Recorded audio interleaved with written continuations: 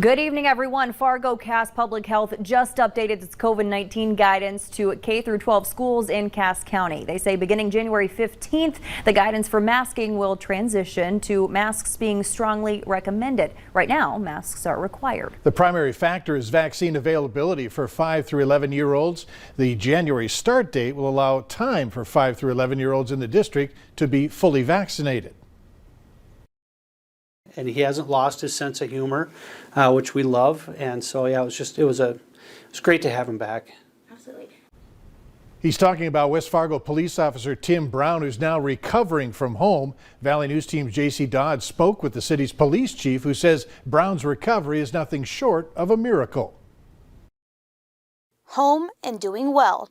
Officer Brown made a surprise appearance at the police department, showing everyone he's on the mend. It was remarkable to see him up, moving, walking, talking to us. The 29-year-old suffered a heart attack while on duty on Halloween. Some of the things that were getting relayed through his family were pretty dire. With talk of having to have a heart transplant. And 0% chance of survival without that. Officer Brown was flown out of state for specialized care, where his condition turned around. That the trajectory of his recovery was just, we were getting good news and better news by the hour. 2 weeks in Nebraska, and he was ready to come home with his heart operating at nearly 100%. The community of West Fargo is celebrating. It's a testament to a resilient crew, I think, that we've got here. Almost exactly 6 months ago, the department lost 40-year-old Police Lieutenant Adam Gustafson to a heart attack while he was on duty. We've been through a lot in a short 5 or 6 months. Chief Auditor says they've been flooded with support from here in the metro and from all over the country. A GoFundMe page raising more than $23,000 for Officer Brown's recovery. In West Fargo, J.C. Dodd, Valley News Live.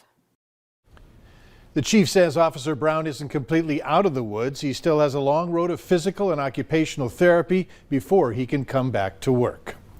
Fargo police are asking for your help tonight in identifying a man believed to have robbed Casey's yesterday afternoon.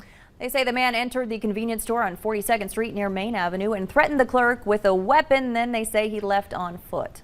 Take a look at these photos on your screen. The man is about 5 feet 11 inches tall with lighter skin. He was wearing a darker colored jacket with a gray sweatshirt underneath. And during the robbery, he had a hood up over his head, a stocking cap, and was wearing a black medical face mask. If you have any information, call the phone number there on your screen or text your tip with keyword Fargo PD to 847-411.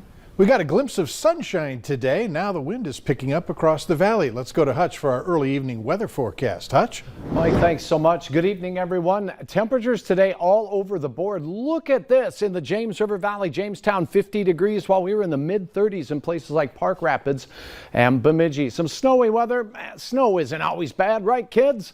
A little bit of fun being had out there. Stephanie, thanks for sharing this one, young one's first snow angel. The wind is not bad right now, under 15 miles per hour out of the south for most, but the gusts are picking up. Look at this.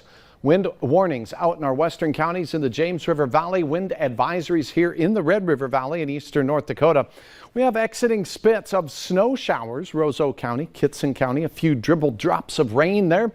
That chance lasts into the evening hours, but tomorrow, another return, a slap of wind and flakes for some, not all of us. We'll all see the wind, but not all of us. The flakes. More on that here in just a minute. For tonight, though, get out and enjoy mild temperatures, light wind, and conditions that are generally going to stick right into those mid-30s out there. By morning, though, we'll have gusty winds over 40 miles per hour and flakes flying. I'll have details on what you need to know to plan your Wednesday here in a minute.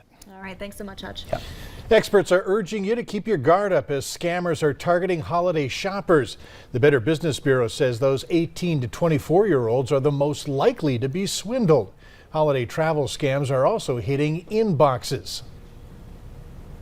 Looking at the sophistication level of this attack, it wouldn't surprise me at all if the success rate were pretty high, just because a lot of the red flags that we teach people to look out for aren't really there. The new scam looks like it's coming from TSA, asking people to apply or reinstate their pre-check status for $140. The catch is you can only pay through PayPal. You can read more about the scam by heading to our VNL News app. Just click on this story. The city of West Fargo has a new assistant police chief. This comes after an investigation led to the sudden resignation of the last person in that post. Pete Nielsen is now serving as the assistant chief. He started with the department in 1999 and also served in the U.S. Air Force. Nielsen follows Jerry Boyer, who was placed on leave in August, then resigned in October. Valley News Live obtained investigative documents that said Boyer created a hostile environment and embarrassed or intimidated other employees. North Dakota's tax commissioner Ryan Roshenberger is stepping down after being sent to a detox center. Police in Bismarck said Roshenberger tried to check into a hotel room which wasn't ready. So he went to a vacant room that was being cleaned and wouldn't answer when management tried to get inside. Police did eventually wake him up, but determined that he was intoxicated beyond the point of being able to care for himself. Governor Doug Burgum will appoint someone to finish out the remainder of Roshenberger's term. Minnesota Governor Tim Walz has announced that the state plans to spend $36 million in American Rescue Plan funds, which were released on October 18th. The governor says the funds will be used to address staffing shortages and provide relief to long-term care providers. They will be distributed as rental assistance payments to an estimated 6,000 renters across the state. The Attorney General's office will receive a portion of the funding for COVID-related litigation, and the state will fund educational opportunities for adults with disabilities and early learning programs.